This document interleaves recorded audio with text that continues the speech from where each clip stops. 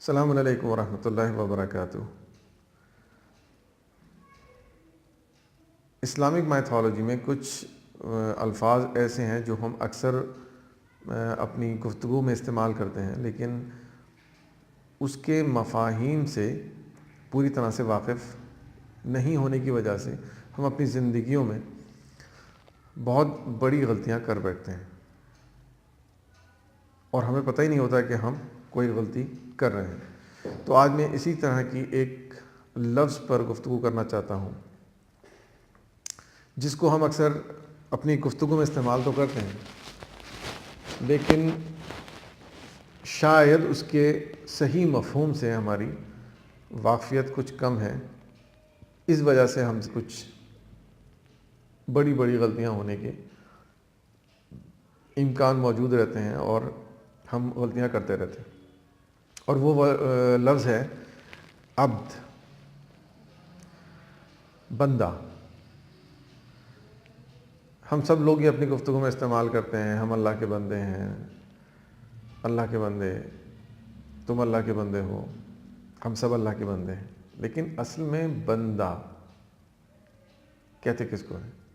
اس کا صحیح مفہوم کیا ہے؟ بندگی کا صحیح مفہوم کیا ہے؟ بندگی کا مطلب صرف دن میں 5 مرتبہ رب کے آگے سر ٹیک لینے کا نام نہیں ہے، یا سال میں 1 مہینے کے روزے رکھ لینے کا نام نہیں ہے، یا اپنے مال میں سے ایک مقرر مقدار، ایک پرٹیکولر اسپیسیفک اماؤنٹ نکال دینے کا، غریبوں کو دے دینے کا نام نہیں ہے۔ زندگی میں ایک بار حج کر لینے کا نام نہیں ہے۔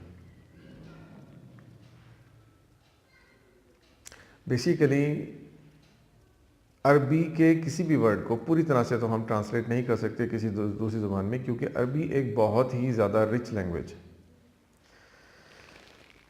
تو عربک کسی بھی ورڈ کا پورا مفہوم کسی دوسری زبان میں نکالنا بہت ہی دشوار کام ہوتا ہے۔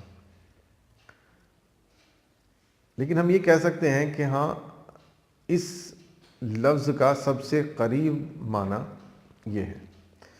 تو جتنا میں نے اسٹڈی کیا ہے، غور و فکر کیا ہے، میرے سمجھ میں یہی آیا ہے کہ عابد کی سب سے کلوز میننگ جو لفظ دیتا ہے اردو کا، وہ ہے غلام۔ اور غلام بھی وہ جو اپنے مالک سے بے پناہ محبت کرتا ہو۔ ایک غلام تو وہ ہوتا ہے کہ وہ اپنے مالک کے تابع تو ہوتا ہے، لیکن بددلی کے ساتھ کام کرتا ہے، منہ بنا کر کام کرتا ہے۔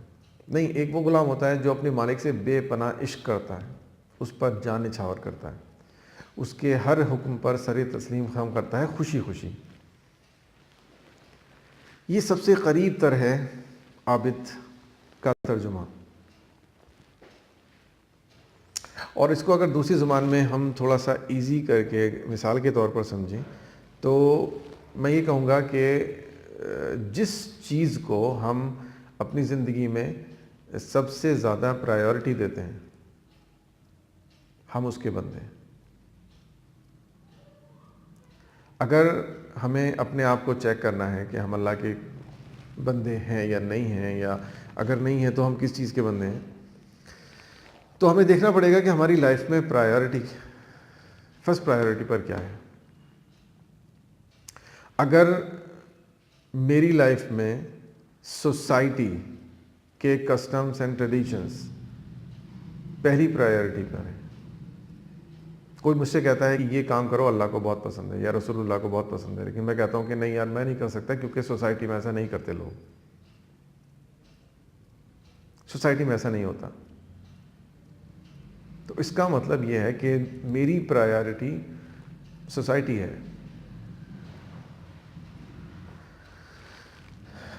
اللہ رب العزت نہیں ہے، کیونکہ ایک چیز رب کو پسند ہے اور ایک چیز سوسائٹی کو پسند ہے۔ تو میں وہ کر رہا ہوں جو سوسائٹی کو پسند ہے، اور وہ نہیں کر رہا جو رب کو پسند ہے۔ تو میری فرسٹ پرائیورٹی کیا ہوئی؟ سوسائٹی۔ تو میں بیسیکلی سوسائٹی کا بندہ ہوا قرآن مجید کے نقطہ نظر سے۔ قرآن مجید میں ایک جگہ اللہ تبارک تعالیٰ نے فرمایا کہ درہم کا بندہ ہلاک ہوا، تو کسی بھی زمانے میں درہم، دینار، منی، پیسہ، اس کو باقاعدہ طور پر اربوں میں نہیں پوجا گیا. ایسا نہیں تھا کہ کسی درہم نام کی کوئی مورتی ہو اور اس کی وہ پوجا کرتے ہوں. پھر اللہ تبارک و تعالیٰ نے یہ کیوں کہا ہے درہم کا بندہ ہلاک ہوا؟ مطلب اس کا یہی ہے کہ وہ انسان جس کے لائف میں پرائرٹی پیسہ ہے، دولت ہے، وہ اس کا بندہ ہے.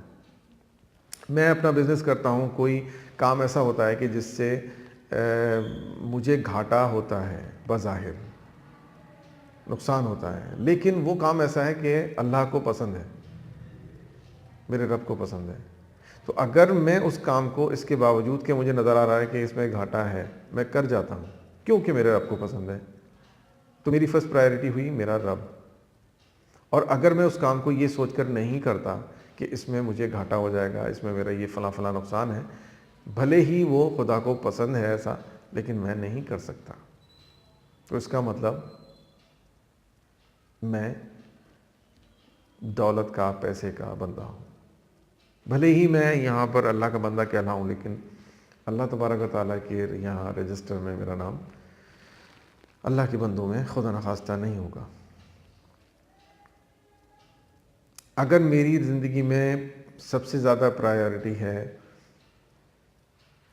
عزت، شہرت، تو پھر میں عزت اور شہرت کا بندہ ہوں.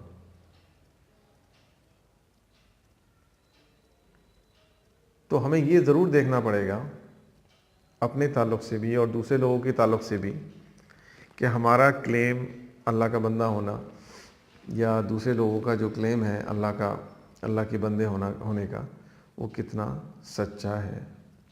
کہیں ایسا تو نہیں ہے ہم اپنے آپ کو فریب دے رہے ہیں، کیونکہ ٹائم از ون ڈائریکشنل. جو وقت جا رہا ہے وہ کبھی واپس لوٹ کر نہیں آئے گا. اور اگر مرنے کے بعد مجھے پتہ چلا کہ میری روش غلط تھی، میری سوچ غلط تھی، میں نے زیادہ غور و فکر نہیں کیا کسی بات پر، اور اس کی وجہ سے میں نے ایک بہت بڑی غلطی اپنی زندگی میں کر لی اور اس کی تلافی اب ممکن نہیں ہے، تو یہ بہت افسوس کا مقام ہوگا. تو بہتر ہے کہ الحمدللہ اس ٹائم اللہ تبارک و تعالیٰ نے ہمیں موقع دیا ہے، ابھی ہم اس دنیا میں زندہ ہیں اور ہم اپنے ایکٹس کو کریکٹ کر سکتے ہیں، اپنے تھنکنگ کو کریکٹ کر سکتے ہیں، اپنے ایٹیٹیوڈ کو کریکٹ کر سکتے ہیں. So we better ponder over this. ہم بہت وسیع معنی مفاہیم کو بہت نیرو کر دیتے ہیں اپنے نیرو مائنڈڈنیس کی وجہ سے. تو بس اس دعا کے ساتھ کہ اللہ تبارک و تعالیٰ مجھے بھی اور آپ کو بھی سب کو اپنا ٹرو بندہ بننے کی توفیق نصیب فرمائے. یہاں ہو یا نہ ہو، اللہ تبارک و تعالیٰ کے یہاں رجسٹر میں میرا نام اور آپ کا نام اللہ کے بندوں میں لکھا جائے، اور جب قیامت کے روز رب کے سامنے حاضری ہو تو بحیثیت اللہ کے بندے ہو، نہ کہ شہرت کے بندے یا سوسائٹی کے بندے یا دولت اور ثروت کے بندے. اللہ نہ کرے. والسلام علیکم ورحمۃ اللہ جمیعاً وبرکاتہ.